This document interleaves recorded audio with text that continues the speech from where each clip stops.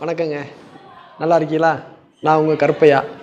வர்ற ஏப்ரல் 19ஆம் தேதி உங்களில் ஒருத்தரை தேர்ந்தெடுக்கக்கூடிய நாளுங்க. நான் இந்த மண்ணை சார்ந்தவன், உங்களுடைய உணர்வுகளை புரிந்தவன்னு உங்கள் எல்லாருக்கும் நல்லாவே தெரியுங்க.